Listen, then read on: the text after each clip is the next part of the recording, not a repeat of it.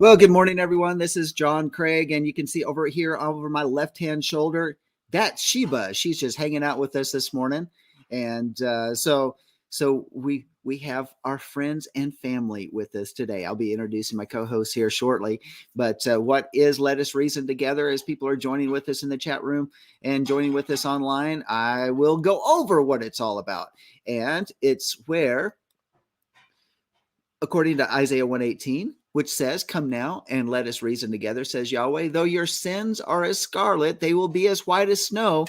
Though they are red like crimson, they will be like wool." This is where we sit down and reason out current events, cultural shifts, and of course, this week's Torah portion. We can either push back or push through. Nevertheless, if iron does not sharpen iron, sparks will never fly, let alone ever get a fire going. So why not have a little heat? Why not have a good midrash? Why not let our hearts get soft and moldable so we can be transformed in the way that the Spirit, the Holy Spirit, the Ruach HaKodesh wants us to be?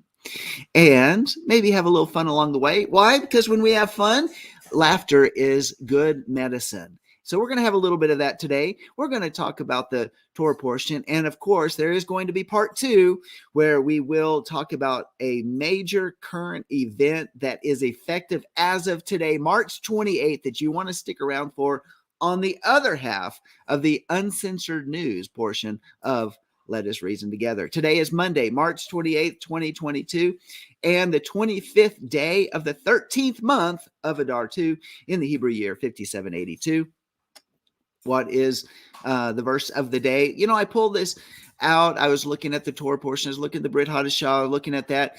And I said, you know what? I want to use this as the verse of the day. It's actually 3 verses together. Luke 3, 4 through 6, as it is written in the book of the words of Isaiah the prophet. The voice of one crying in the wilderness, make ready the way of Yahweh. Make his path straight. Every ravine will be filled and every mountain and hill will be brought low. The crooked will become straight and the rough roads smooth. And all flesh will see the Yeshua of Yahweh. Or shall we say, and all flesh shall see the salvation of God. Isn't that good? That's a good verse for today. And so with that said, I want to introduce to you all my co-host. Looks like we've got waiting in the back room, in the sideshow, waiting to be brought out. Actually, in the green room, maybe. I don't know, but here we go.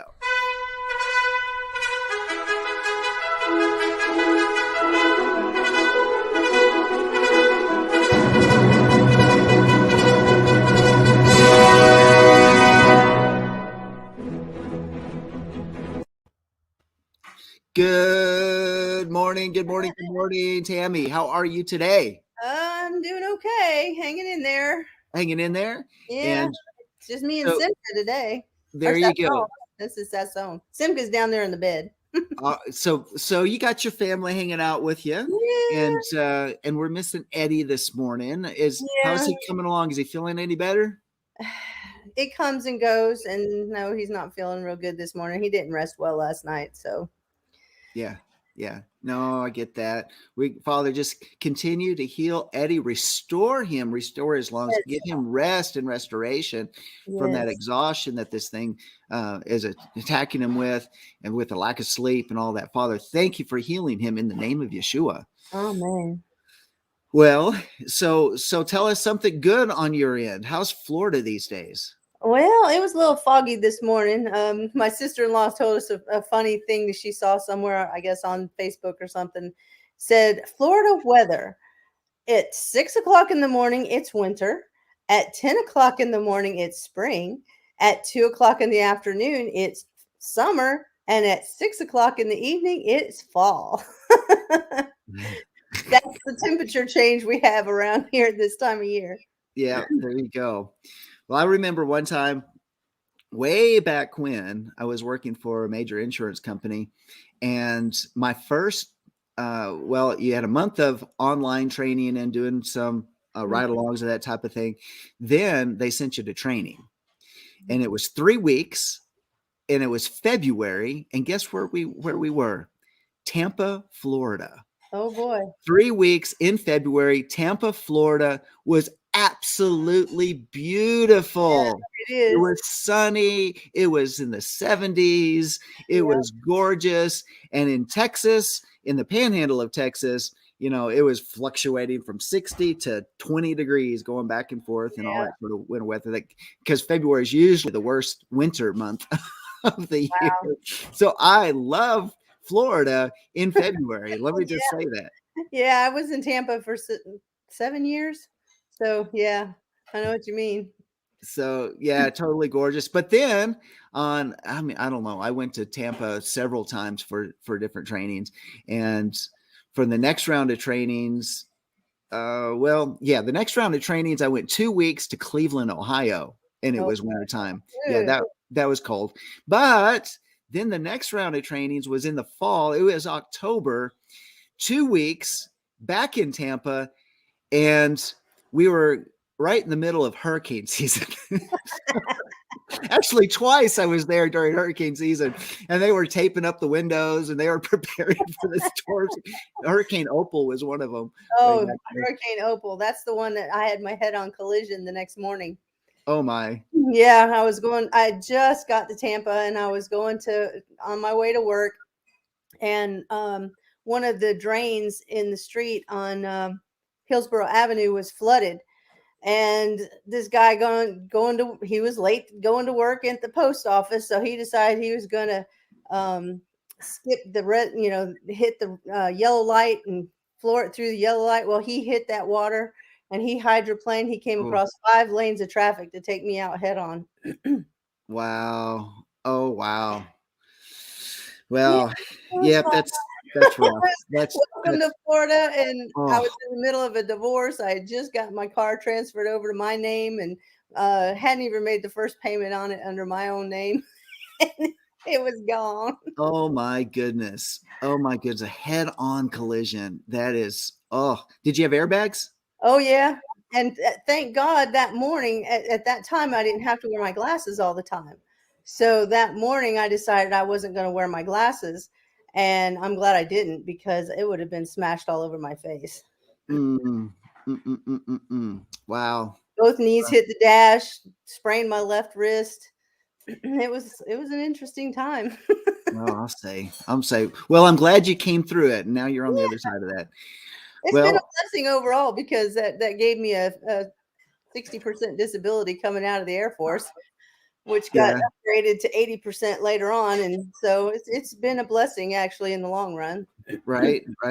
Well, I want to say good morning. And also over here in the chat room, I see Bob over there and Wendy hanging out with us. And I've got somebody over there. It says Boker Tov, everyone, over there on Twitch. Yeah, I didn't mean okay. Times. Okay, cool. All right. And then we got Marilyn's in there. And so awesome. Very, very cool. So it's good to have you all with us, and share this. If you like it, give us a thumbs up. We appreciate that as well. I also have joining with us Miss Sandi Craig, and of all things, sorry, I don't have the intro. It disappeared for her. She's just going to have to come in. Aww. I don't know what happened. So here she comes. Whatever. Andy is working around here, and so I'm going to let her take a break and just chill with me and with us for just a few minutes. Good morning, Sandi. Good morning. And why are you running around here? What's going on? Because we have a guest coming at 9 a.m. That's very short time away. Yeah. Okay. All right. Well, sorry, I didn't have your intro. It just wasn't there this morning. Sure? Are you positive? I searched and searched and searched. It's not there. How could it have disappeared? I don't know. We have to talk to the creator. Yeah. That's funny. Let's talk. Keep going down. I'm looking. See, look, it's nowhere. Okay, where's Eddie and Tammy's intro? I had to search for them a lot this morning too, but they're actually in here. and I can't find them now. There's so many different intros and stuff. He made a lot of new intros for the show yesterday. Yeah, he really did. Mark did a tremendous job putting everything together for the 10th anniversary of the Lamb Network. What an amazing feat, 10 years going on and bringing in. He is certainly the networker, shall we say. He networks and brings people in, and what a blessing it is that we've had Lamb Network going for 10 years, started on the radio, went to the internet, and here we are. Yep. Awesome. All right. Well, okay. It's time. It's time for John's news headlines. Headlines you're not going to hear anywhere else.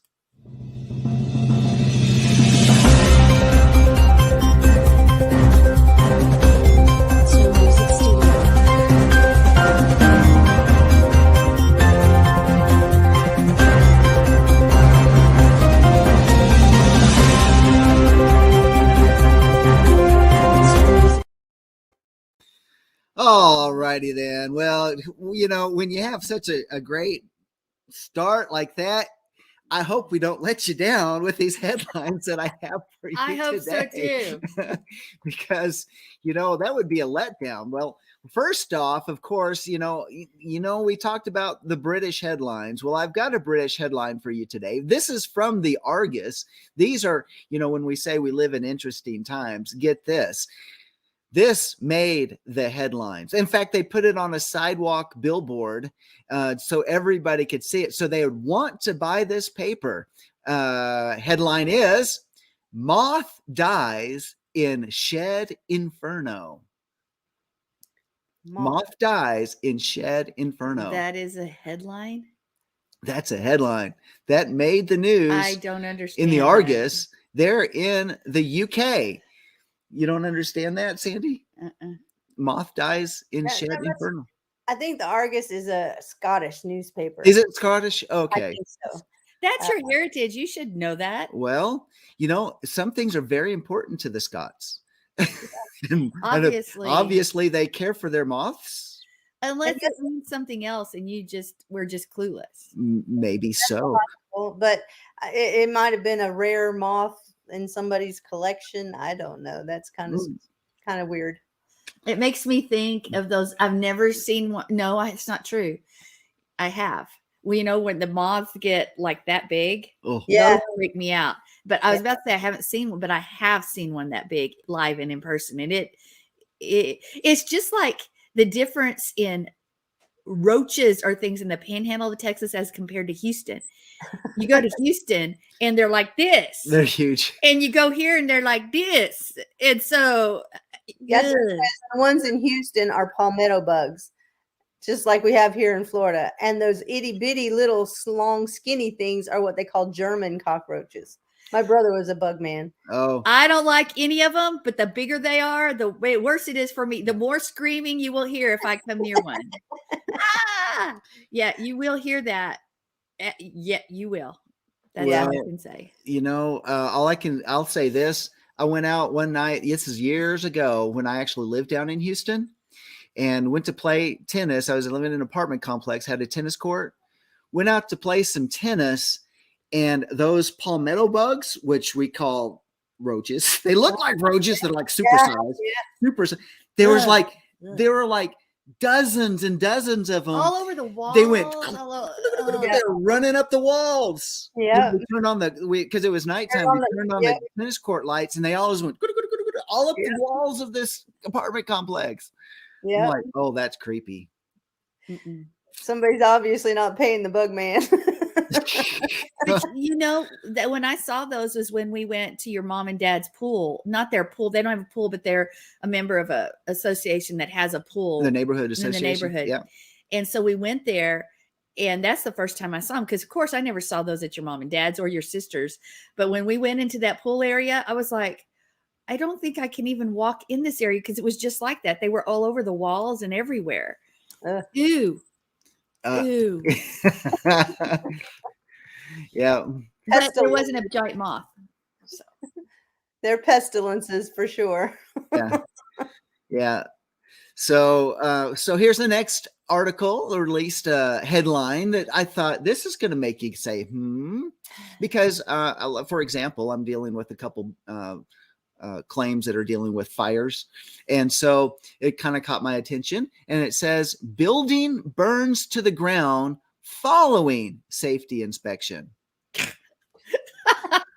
But it doesn't say if they ever passed the safety inspection. It doesn't say that. So it would be more of an oxymoron if it would say building burns down after it passes inspection. That would be more of a headline to me. That would, after it passes safety inspection, and it would be. Yeah. So what's maybe they're like, man, he got too many we failed too many times. Let's just take her down. We'll start all over again. Wow. Well, that reminds me of a story that Eddie's mom used to tell. They lived in a house when I think she was a little girl, and they didn't have any power in the house, and it was wired, but it didn't have power. And so her dad would not turn the power on, and she just didn't understand that. Well, they moved to another house later on, and the people that moved into that house did turn the power on, and the house burned down. Oh. So it had obviously had some kind of damage to the electrical wiring. So therefore, when power was turned on, it just ignited. Oh no. Wow. Oh, yeah. That's bad. Here's the next one. This is actually an advertisement. So not a headline, but it's a headline advertisement. Store-wide sale. That means everything, right? Everything in the store. 100% off all in stock and special order furniture. They messed up on that. And if they had to honor that. Oh. Yeah. They probably didn't. Oh. Yeah. It was supposed to be 10%. Probably 10% off. Or 100% of everything, 100% of stock on sale. On sale, yeah. Yeah, they kind of messed up on that wording there. Yeah. And imagine though, some people would hold you to your advertisement and you would be at a great loss. 100% off all in stock and special order Big furniture. Mistake. Yeah, buddy. Yep. I would like to see what happened. Actually, the news would be from what happened next. Well, imagine if people saw that in today's culture. I don't know how old that is, but you would have people waiting in line and they'd be pushing, like those Christmas sales that people are pushing through and running over each other and fighting. Yep. Yeah. It's like open. That was an old Target commercial back in the day. 20 years ago. I worked for Target stores one time in my life. Oh. And worked through, but we didn't have the 5 a.m. openings when I worked there. Wow. That was back in the dark ages. So. Yeah. We didn't. Okay. I won't go there. All right. Moving right along. Let's go on to this next art. Well, it's not a headline, but it could be a headline. Excuse me. Dr. Feingold will begin teaching the students about the human body beginning next week. Please allow your child to bring a flashlight to school on Friday. Okay. So Dr. Feingold will begin teaching the students about the human body beginning next week. So please allow your child to bring a flashlight to school on Friday. I with Tammy, it's like I don't get the connection. that I guess that came from maybe the school newsletter or something to the parents or something like that. Maybe it should be separated as two different subjects, but they blended it together as one. Makes you go, or as Bob says here on the site, ew. I agree with Bob, ew. And here's what bothers me more: let your child, because I don't want my child. I mean, general biology, yes, but will a doctor teaching about the human body to a kid? When I think child, I think kid, little kid, and bring a flashlight. That bothers me too. Yeah. Yeah, well, you know what? That's really, really Of- mild as opposed to what's happened in Austin over the last week. And we can't talk about it on this side we can't do it. We'll get banned. Okay, well, let's not do it yet then. But I will say that they categorize 16 and 17-year-old teenagers as children according to the law. True. So I can't imagine a doctor speaking to a 6-year-old or an 8-year-old. So this child thing could be, 16 or 17-year-old kids too. Yeah. Bob says, leave our kids alone. Amen to that. Yep. Pink Floyd, another brick in the wall. I never heard that. Oh, I heard it all the time when I was in high school. Hey, teacher, leave our kids alone. Okay. All right. So are you clueless about that? Yes. Oh my goodness, Sandy. Yeah, Sandy was deprived as a child. I don't know. Maybe she was blessed as a child. She was protected from that stuff that we listened to. Okay. I listened to Evie, mm-hmm. and I did have, when I was a little kid, I had Donnie and Marie. I did have secular. I was Donnie and Marie. Yeah. Records. Yeah. Okay. All right. Yeah. Wendy says she was blessed. You were blessed. Thank you, Wendy. Yeah. I am blessed. There you go. You are uncorrupted like the rest of us. Yeah. Okay. All right. So this one is very interesting. This is under the title of That's Weird. And we need to get moving right along because we got shower thoughts to get to and we're running out of time. We're just having fun. All right. We are. Barbie obsessed woman trying to go brainless. No, but wait, there's more. The article actually goes on and says a Barbie obsessed fan is having hypnotherapy sessions to make her brainless.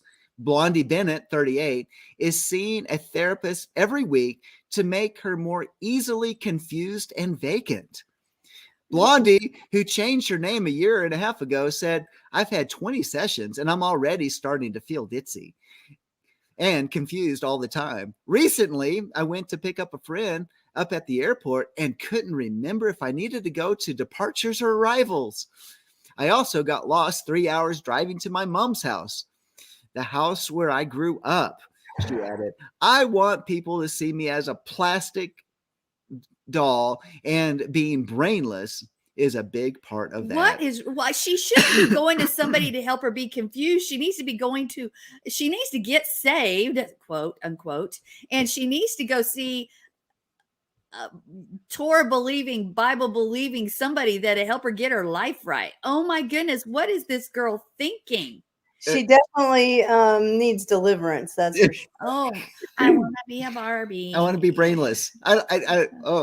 I want to be brainless. I want to be so ditzy that she wants to be a Barbie doll. I don't even remember where I grew up.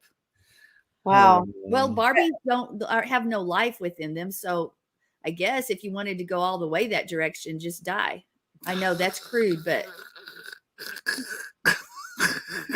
Sandy says it like it is. I'm just telling you. Well, all right. As long as there's breath, there's hope. So maybe we should pray for her. Yeah, Father, bring forth some deliverance for her. Absolutely. And she's 38. All right. Wow. Okay. Well, it's time for shower thoughts. And here we go.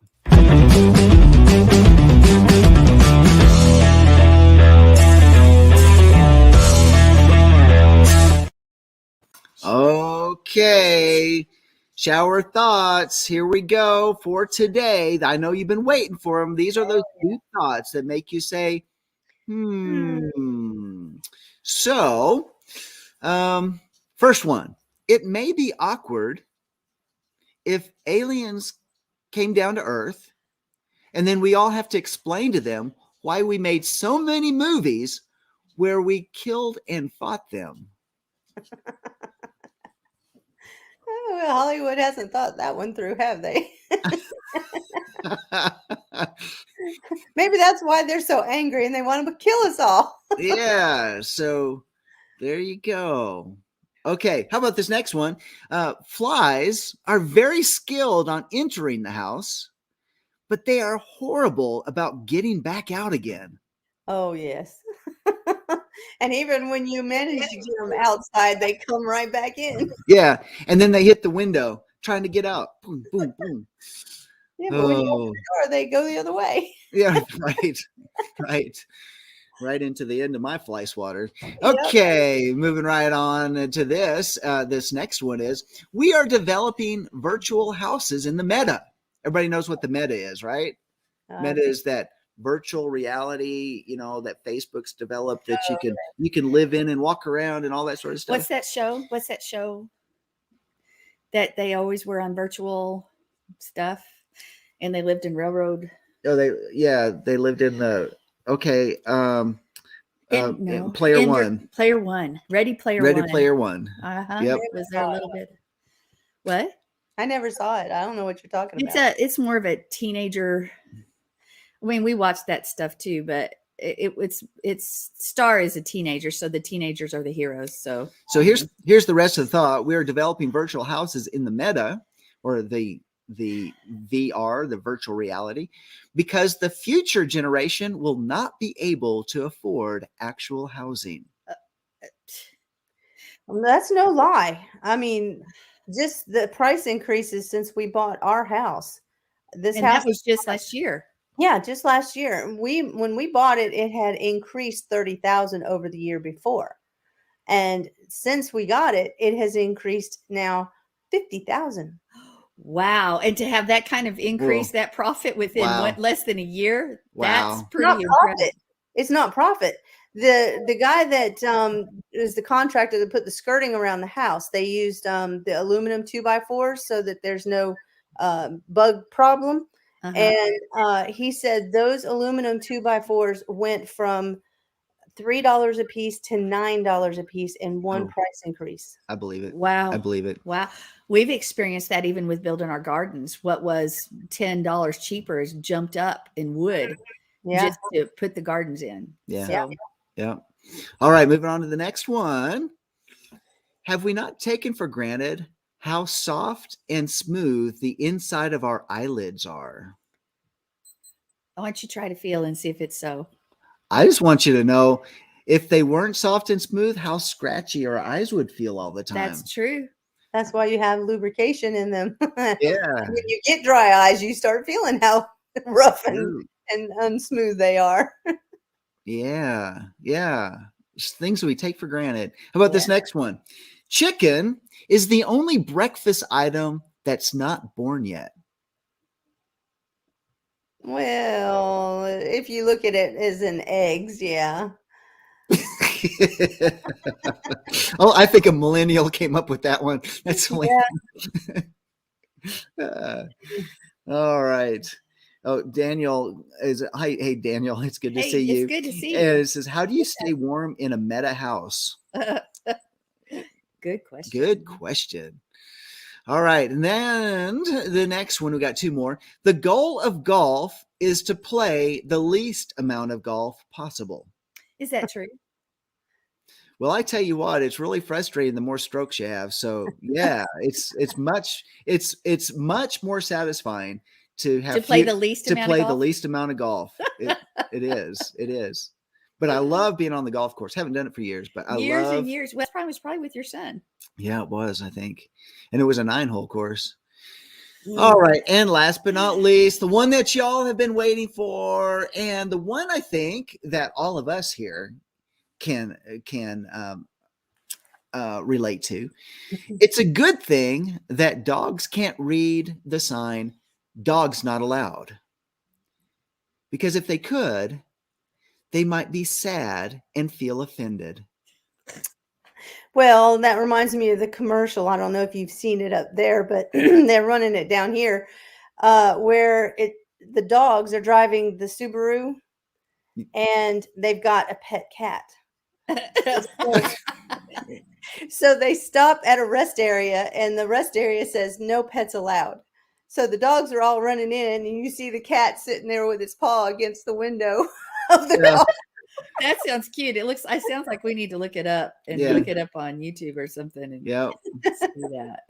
That's interesting. It's really cute. It's a mama and a papa and two baby dogs going into the rest area. And the kitty cat's got to stay in the car.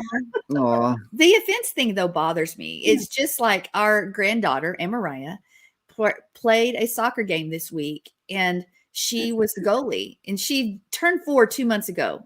She was 2 months over 4 as of yesterday. Wow. So she's just a kid, but she blocked 2 goals.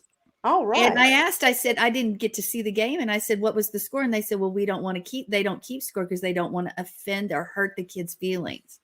Oh, brother. That is so silly. I'm like, yeah, this is Texas. Come on. We're very competitive. Like, you want to know something? Kids need to learn that there's a winner and a loser. They need to learn to lose. They need to learn how to lose without throwing a fit. Yeah. Or win without gloating and right. lording it over. These kind of lessons are very important, but we don't even teach. Our kids are so ignorant, and the generation before is the same because everything's about, oh, we don't want to offend so-and-so, even though in the process you offend a whole bunch of people. Yeah. Okay. Yeah. I agree with that assessment. Yeah. There we go. Hey, it's time for the Torah portion. All right. So here we go.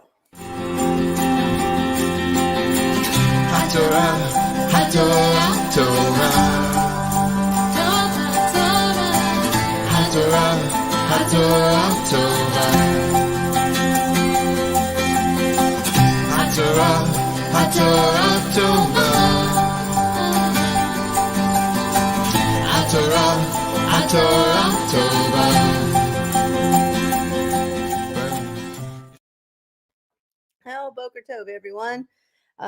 This is an interesting Torah portion, to say the least. The Parsha is Tazria, and it is Leviticus 12:1 through 13:59. So chapter 13 is a really long chapter, even though it's only 2-chapter Torah portion. It's got quite a lot in it. Parsha Tazria is the 27th weekly portion in the annual cycle of the Torah reading and derives its name from the phrase Ki Tazria ve'yalda in the second verse, which means if a woman conceives and births a child. The word Tazria itself actually means she bears. The word Tazria itself actually means she bears seed, but this parsha is commonly referred to as the parsha dealing with leprosy. It opens by describing the purification process for a woman after childbirth, then describes different forms of zara'at, a discoloration condition on skin or clothing, and the requirement of an infected person to dwell alone outside the camp and be inspected by a priest. Or, in the case of inanimate objects like a garment or even a house, which is really in next week's Torah portion, the purification process, which also requires isolation and inspection by a priest. There are 2 distinct views in regard to the laws of purity and impurity. One, that they are hygienic, and the other, that they are Levitical or purely religious.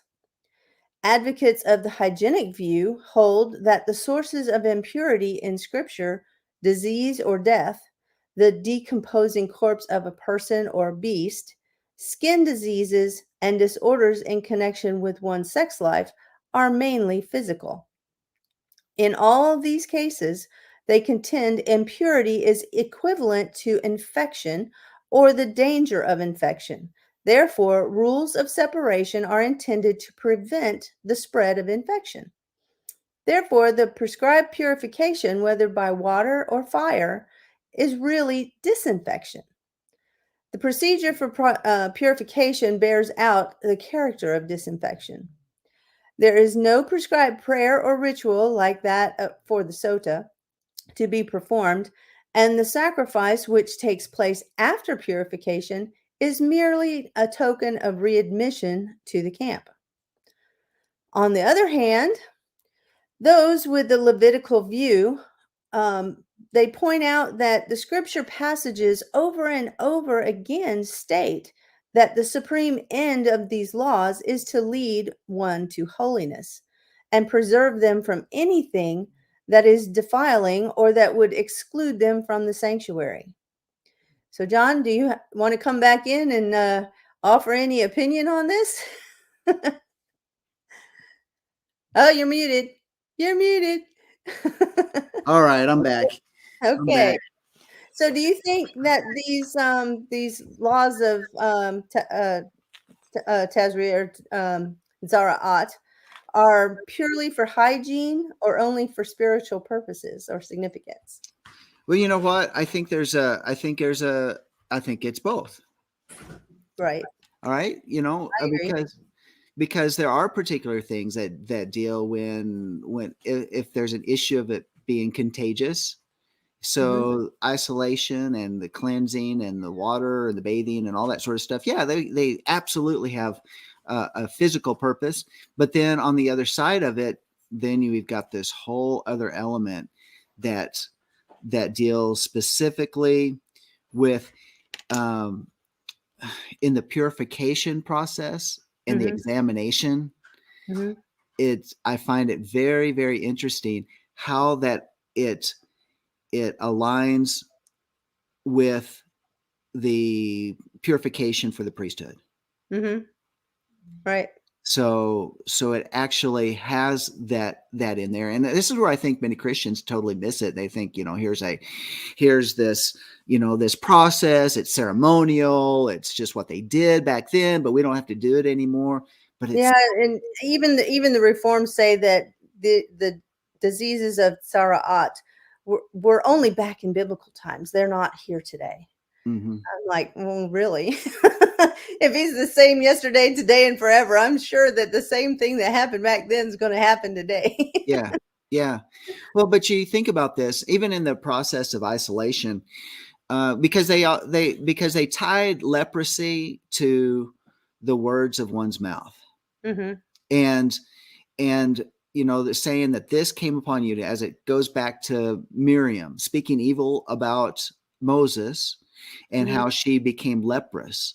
And so, I mean, the whole camp had to stop. I mean, if they were, I don't remember exactly what was going on, but they could have been traveling. The whole camp had to stop in position for this one person. And then what about her? She had to reside outside the camp. Right. So she's outside of that hedge of protection. She's outside of that covering. So, if she was going to eat, and drink, she was going to have someone bring the food to her, bring the manna to her, bring the water to her, all of that type of thing. And as she's out there, it gives her time to then reflect on what was she doing, and I'm not to pick on Miriam, but what a great example that is, because in dealing with that, then she went through this process. And I'll say this, okay. All right. So all you people out there, I'm going to give a little dig. Okay. It's just a soapbox kind of thing where you say, think about this. It's the process for the sanctification, the purification of the priesthood. Miriam went through the process of the sanctification and purification of the priesthood. Wow. She was restored and she was brought back into the camp. Think about this. It's not a man thing. It's not a woman thing. I know in the Levitical priesthood, there was the males were in the priesthood. But when we look at it within the context of Scripture, under the rule and reign of the Melchizedek priesthood, we are all royal priests. We are all in that position. And so, honestly, if we haven't had a skin issue, we should, because we've all misused our tongue, spoken evil about people. Right. Oh, Father, have mercy on us. So you're saying that these different things are not mutually exclusive for religious versus physical. Yes. There are applications for both. So yes, I agree with you there. Yeah. So where do we see Yeshua in chapter 12? Do you have any ideas about where Yeshua comes across in this parsha? Okay. Well, I was frantically, I think I left my Bible at my office. I was frantically looking for it because I can't use anybody else's Bible. I have to use my Bible. And so Sandi gave me hers, and I'm like, I don't like that Bible. Plus, it doesn't have your notes in it. It doesn't have my notes in it. It's a different version. And Hmm. so where is Yeshua in Leviticus chapter 12? And so I think go ahead and Okay, I'll give me I'll your give thoughts. you my answer, and then you can think about it. Yeah. Leviticus 12:8. So it's not really him specifically. And if her means suffice not for a lamb, then she shall take 2 turtle doves or 2 young pigeons, the one for a burnt offering and the other for a sin offering. And the priest shall make atonement for her, and she shall be clean. So why do you suppose Miriam brought the poor person's offering and not a lamb? After all, she'd received the gifts of gold, frankincense, and myrrh. Wouldn't she have had the money to afford a lamb? Well, with the exception is that at that point in time, that had not been delivered to There her. you Yeah. go. Yeah, the Magi didn't even show up until he was Yeah. a toddler. He was Yes. under 2 years old. So um, that's kind of going and trying to bring people to understand that what we are taught in the church isn't exactly true. Yeah. It's true. Yeah. Oh, so many different traditions. So many traditions that Oh, man. were added to, Yes, and yes, yes. yeah. So this is just kind of a rhetorical question, but how could the mother of the lamb that takes away the sin of the world be atoned for by an earthly lamb? That it's just something to say, Right. really, how could a little beautiful little lamb atone for the mother of the lamb that takes away the sin of the world? Hmm.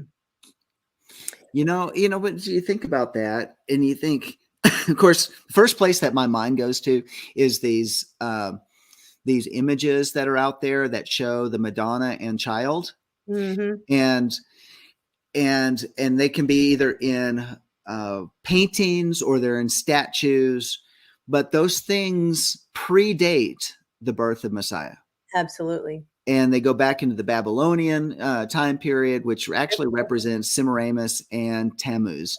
Right. And all they did is they just relabeled those. Oh, this.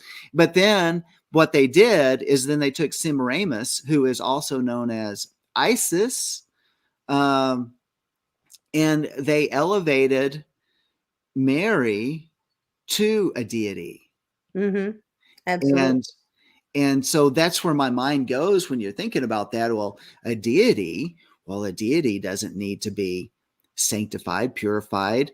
A deity doesn't need any type of redemption. I mean, after all, then she is, in other words, she's elevated to a deity, so she doesn't need the lamb. Right. Okay. That's where my mind went with when you said that. Okay. All right. Well, there's someone from, a Catholic or Presbyterian type background would probably go there too. So that's a Yeah. good point. So this is a kind of a hard thing to transition from, but I want to mention something that we didn't get to last week. The chapters in Vayikra dealing with the laws of clean and unclean, purity and purification are outlined in chapters 11 through 17, which encompass 4 parshiot. The second half of Shemini, Tazria, Metzora, and the first part of Acharei Mot. Chapter 11 in Parshat Shemini deals with the clean and unclean food, while the whole of Tazria deals with the laws of birth and the various bodily afflictions with other conditions of the human body, with what the body expels or what grows on it, not what enters it. The last verse of Shemini states, Leviticus 11:43, ye shall not make yourselves abominable with any creeping thing that creepeth, neither shall ye make yourselves unclean with them, that ye should be defiled thereby. And my Humash's commentary just lit up a light bulb for me. It says, the rabbis widened this warning into a prohibition of any action or habit which is calculated to provoke disgust, such as eating from unclean plates or taking one's food with unwashed hands. Now, does that make you think of an incident with our Messiah? Eating with unwashed hands. Yeah, they got criticized for that, and the disciples were criticized that they didn't do the ceremonial cleaning of their hands. Mm-hmm. Yeah. Yeah. And so that's in Matthew 16 or 15:20 and Mark 7:2 and 5. And basically the chapters of Matthew 15 and Mark 7 is where the Pharisees confront the disciples for eating with unwashed hands. And Yeshua tells them, and this is paraphrased, it's not what goes into a man that defiles him, but what comes out. And it has to do with the heart and the intentions of the heart. Now there's a little mystery. Wait, before you go on from there, and it's because it's interesting also there in Leviticus chapter 11 when it's talking about the clean and the unclean, and this is where I think much of Christianity just misses the point on it, because that, again, ceremonial. Oh, again, that's Old Testament, it doesn't apply to us. And Right. I've been talking about on Shabbat is where do they come up with those ideas, and where's the history of that with the early church fathers, and how did it get in to our thinking? But the very thought, the very idea is, how can what one eats have an effect on one's relationship with Yah? I mean, so in other words, if one eats bacon, how does that affect one's relationship with Yahweh? And this is where these laws, these instructions are saying these are considered to be unclean. These are, in other words, these are the things that cause us to be separated from him. Mm-hmm. So we say, well, if I eat this, okay, maybe it has a negative health effect later on. And that's part of the scripture. Scripture tells us these will have a negative health effect, and you will shorten your life for participating and eating. These things are unclean. You're not supposed to eat them. It's not food. And yet, if we look at what is the spiritual ramification, because a lot of times we don't perceive the spiritual connection, unless of course, you've come into the Hebraic roots of our life, of our walk, the messianic lifestyle, and that type of thing. Then you start to see the connection. But let's say one's life is terminated for one reason or another, and one ate unclean. Does it not that it affects salvation, but it is one of those things that we do in the natural and the physical that affects our position. Well, how close do we draw near to Yah if we violated the things that make us holy or make us unclean? Well, in my opinion, it's an obedience issue.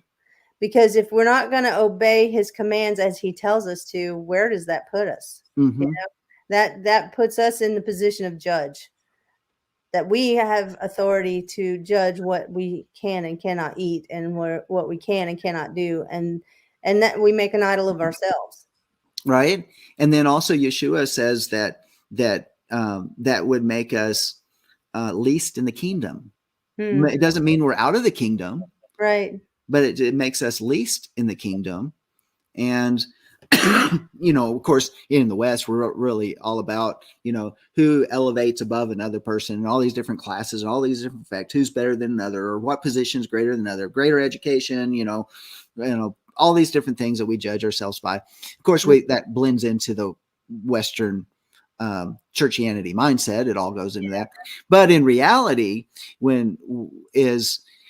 I remember a book, Sandi would remember it better than I was. She had to step out, but it was a book that was written, and it was an allegory, and it has these people that are living, and they live in this place, and for about 2 years, and then they're brought from this place over to the kingdom.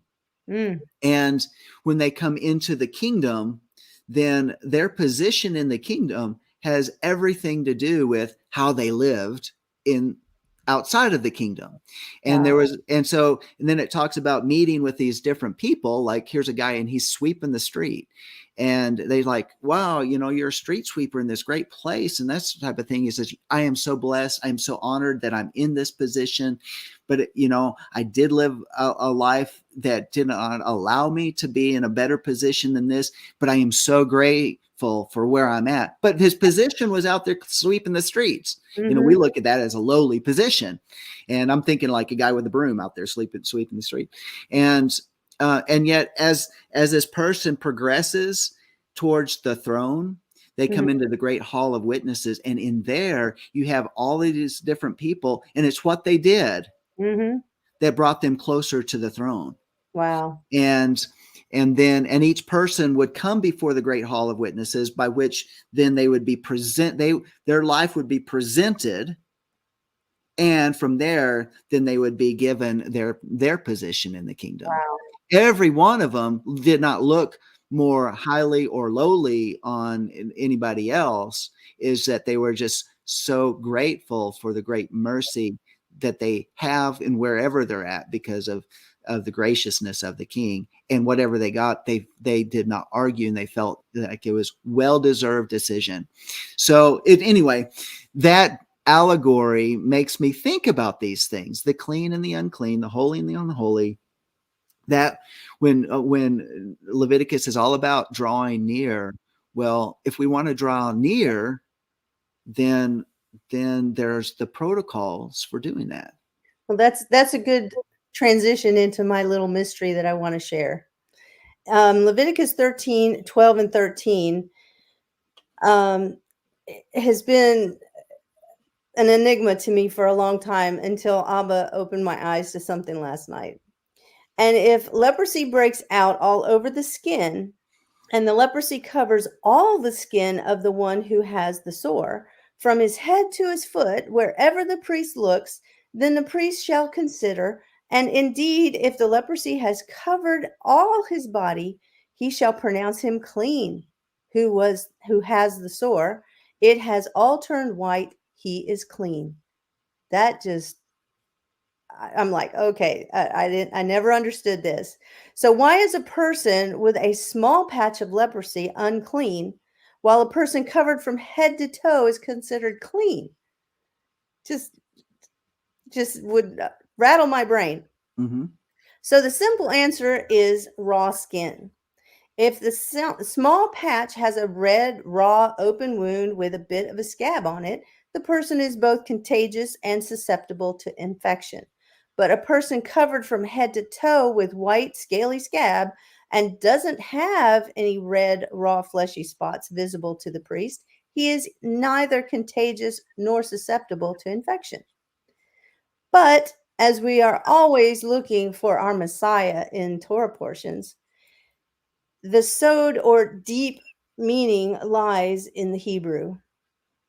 There are only 3 aleph tavs that I've been able to find in this whole Torah portion, and all of them are in these 2 verses.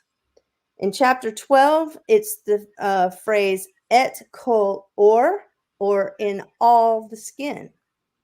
Or is the Hebrew 5785, which means skin, hide, leather of a man or beast.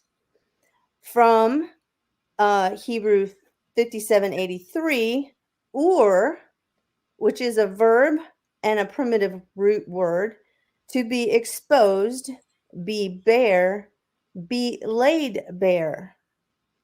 And chapter 13, verse 13, there are 2 aleph tavs. One is at et kol basar, all his flesh, and et ha-nega, the plague. Basar is Hebrew 1320, which is flesh of the body of humans or animals. And it is from the Hebrew 1319, which also is pronounced basar, a verb and a primitive root word, to announce salvation as good news or preach.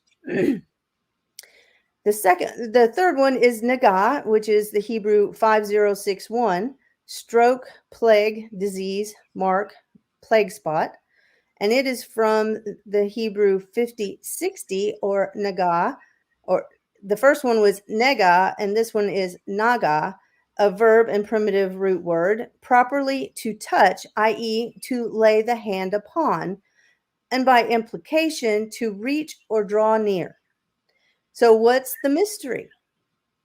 We have 3 witnesses, which establishes truth, that the Aleph Tav, or Yeshua, came in the skin of a man, was laid bare to announce or preach salvation, Yeshua, as good news, laying his hands upon men to heal their infirmities, that we may draw near to him. So for a verse that just totally had me confounded for 30 years that I've been reading the Torah, for Abba to show this little mystery about himself to me last night was just, it was awesome.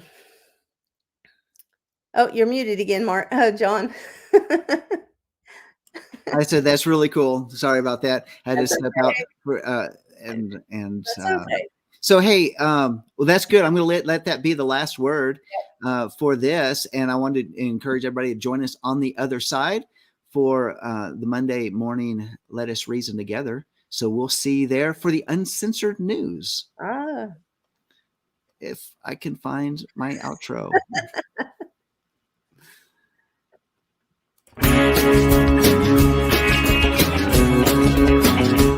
We are richly blessed to bring you what we believe is the fullest, most diverse, yet up-to-date progressive teachings, discussion, and prayer programming you can find anywhere on this planet.